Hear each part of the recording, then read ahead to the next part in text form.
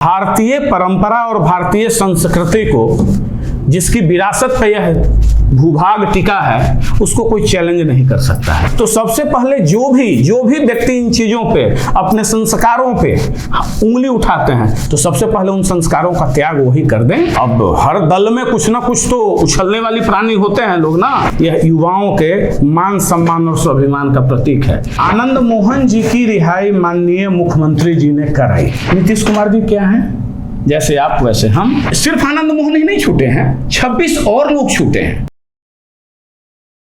बिहार के मुख्यमंत्री नीतीश कुमार विपक्षी एकता को लेकर देश भ्रमण पर हैं और उत्तर प्रदेश, बंगाल, दिल्ली का यात्रा उनका पूरा हो चुका है। ललन सिंह आज रांची पहुंचे हैं। झारखंड के मुख्यमंत्री से उनकी मुलाकात हो रही है। अमित जी हमारे साथ है, जानने की कोशिश करेंगे। अमित जी, विपक्ष एकजुट हो पाएगा?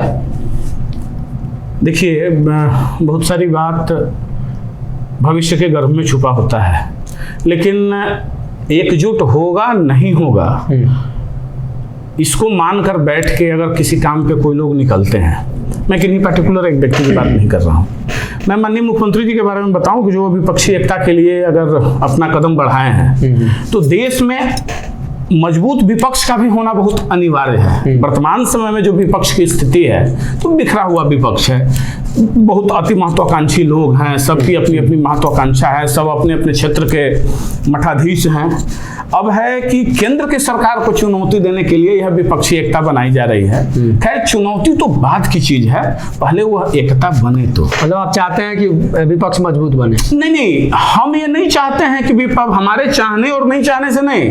अगर देश में लोकतंत्र की यही खूबसूरती है, माननीय प्रधानमंत्री जी भी तो कहते हैं कि विपक्ष को एक मजबूती से अपना दायित्व का निर्वहन करना चाहिए। जो भारतीय जनता पार्टी आज सरकार में है ना भाई, माननीय अटल जी के समय में भी सरकार में रही और विपक्ष में भी रही और लंबे काल तक रही। यहाँ माननीय मुख्यमंत्री जी भी हैं तो बिहार में भी सत्ता में रहे या फिर कभी विपक्ष में भी लोग थे।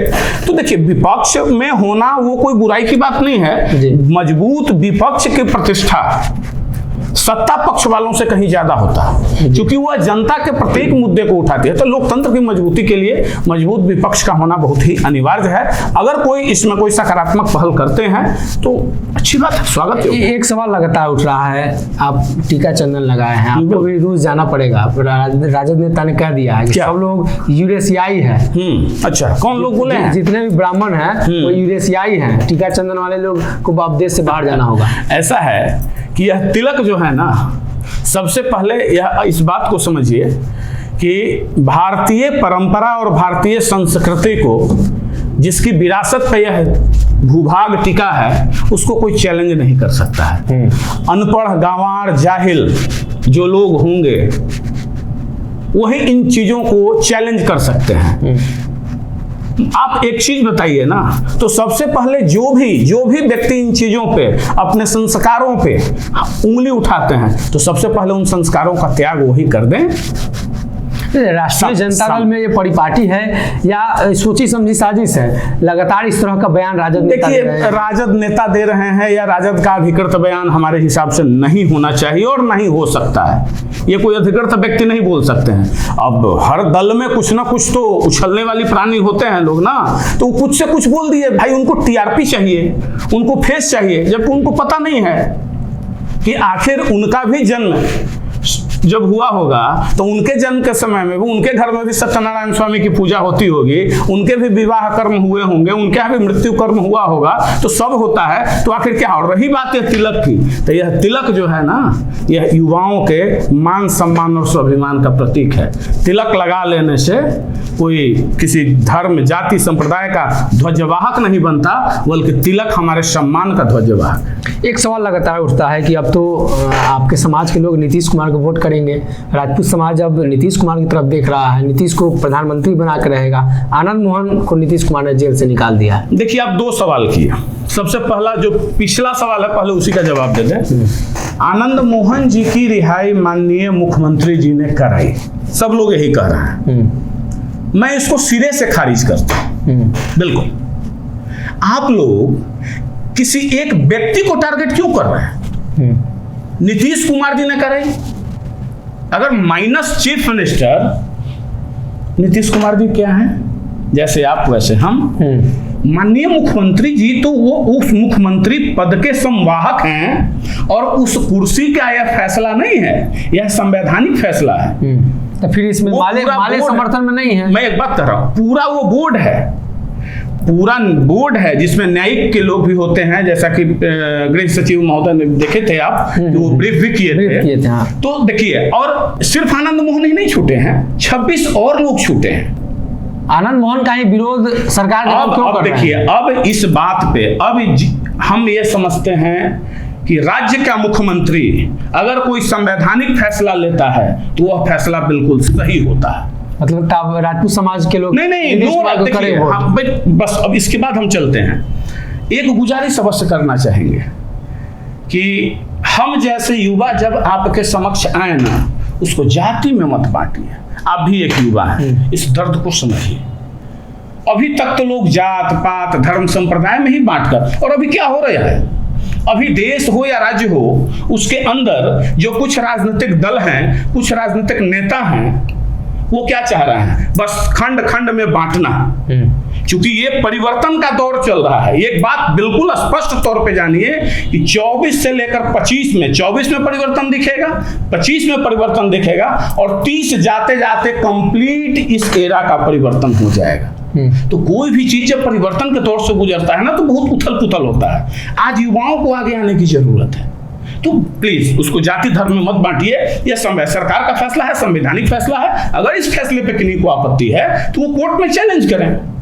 लेकिन इसको लेकर सरकार के अंदर के जो दल हैं वो लगातार विरोध कर रहे हैं कि और भी जो लोग हैं उन्हें भी छोड़ना चाहिए। आपको लगता है कि सभी लोगों को छोड़ना न्याय संगत है? ऐसा है, हर चीज में राजनीति नहीं होनी चाहिए। मैं इसका समर्थक नहीं हूं। अगर सरकार के उस बनाए गए नियम में 26 नहीं बल्कि 2600 आ जाएं, 26,000 आ जाएं, उसका कुछ पॉइंट है ना भाई, कि 20 वर्ष का होना चाहिए, 14 वर्ष के सजा काटे होना चाहिए, उनका ट्रैक रिकॉर्ड सही, या नाना प्रकार का और भी जो है, जो जिला से रिपोर्ट आता है, कारा अधीक्षक का रिपोर्ट आता है, वो सब कुछ मिलाकर किया जाता है भाई। ये क्यों नहीं पहले छोड़ दिए? अगर हाँ, तब उंगली कोई उठा सकता था जब माननीय मुख्यमंत्री नीतीश कुमार जी शपथ लिए 2010 में, उसी समय इनको बाहर कर देते, तब कहा जाता कि ये राजनीतिक फैसला। तब तो चर्चा थी कि नीतीश कुमार ही फंसाने वाले हैं। ये तो मतलब अब देखिए, हम राजनीतिक बात पे हम नहीं जाना चाहते, हम उस बात पे जाना ही नहीं चाहते, और हम तो कहेंगे कि क्यों इस मुद्दे को तुल देना है भाई। अगर सजा के हिसाब से देखिए तो आनंद मोहन जी तो अपने सजा के जितना निर्धारित समय था उससे 1.5 साल फालतू रह लिए। सुप्रीम कोर्ट का भी इसमें गाइडलाइन है।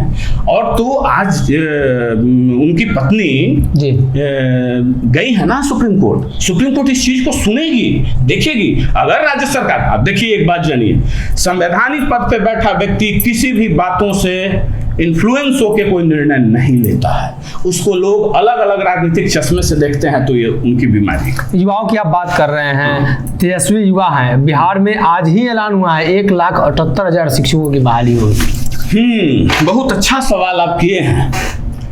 अब एक बात जानिए, शिक्षक की बहाली करेंगे, कोई करके हमको क्यों देगा? क्या हम करने वाले नहीं बन सकते? कोई कर हमको क्यों देगा? और अब धीरे धीरे युवाओं ने यह मन बना लिया है कि एक कविता पढ़ा करते थे कि यहले अपनी लकुट कमरिया यहले अपनी सोटी, तेरी गैया कौन चराए खाके बासी रोटी। बहुत हो गया, याचक बहुत दिन बन लिए। हम तो युवाओं से, अपने भाइयों से, बहनों से यही कहना चाहेंगे कि लोकतांत्रिक दायरे में रहते हुए, संवैधानिक दायरे में रहते हुए, बिल्कुल शांतिपूर्ण तरीके से अपने चक्षु को खोल कर रखिए, और अब याचक बनने का प्रयास मत कीजिए, सत्ता का भागीदार बनने के लिए प्रयत्न कीजिए। विश्वास मानिए, 5 वर्ष से 7 वर्ष में आपकी विजय निश्चित है। इस मुहिम को लेकर तो प्रशांत किशोर चल रहे हैं। नहीं, वो कह रहे हैं कि सत्ता परिवर्तन की बात हम कर रहे हैं। मैं किसी सत्ता परिवर्तन की बात नहीं कर रहा हूं, मैं व्यवस्था परिवर्तन की बात कर रहा हूं। अब आपकी जगह प्रशांत किशोर भी इसी मुहिम को लेकर चल रहे हैं कि सत्ता परिवर्तन लोगों का ध्येय नहीं होना चाहिए, व्यवस्था परिवर्तन की बात हो रही है। तो ऐसे में आप उनके जनसुराज से कहीं इन्फ्लुएंस तो नहीं? नहीं, बहुत अच्छी बात है ना। अब इंग्लिश स्कूल, सीबीएसई बोर्ड का करिकुलम का स्कूल कोई एक मिशनरी स्कूल ही तो नहीं है, और भी बहुत सारे स्कूल्स हैं। तो आदरणीय प्रशांत किशोर जी, अगर उनकी विचारधारा क्या है मैं नहीं जानता, मैं उन बातों पर गया भी नहीं हूं, लेकिन अगर प्रशांत किशोर जी कुछ कर रहे हैं तो हमें भी करने का हक है। हम भी हाथ में हाथ मिलाकर, कदम से कदम मिलाकर हम भी अपना काम करेंगे। समाज में हमारी भी सहभागिता होनी चाहिए, हम भी योगदान देंगे समाज को। व्यवस्था परिवर्तन की बात है, आंख से चश्मा हटाने की बात है, धर्म जाति ऊंच नीच संप्रदाय को मिटाने की बात है। तो युवाओं को जो आज तक याचक बनाकर रखा है, रोजगार दो रोजगार दो रोजगार दो, क्यों दो? रोजगार, अपना रोजगार आप खुद तय करें, अपना भविष्य आप खुद तय कीजिए, कोई दूसरा नहीं तय कर सकता है। क्योंकि बांझ न जाने परसौती का हाल, आपके दर्द को आप समझ सकते हैं, कोई दूसरा नहीं।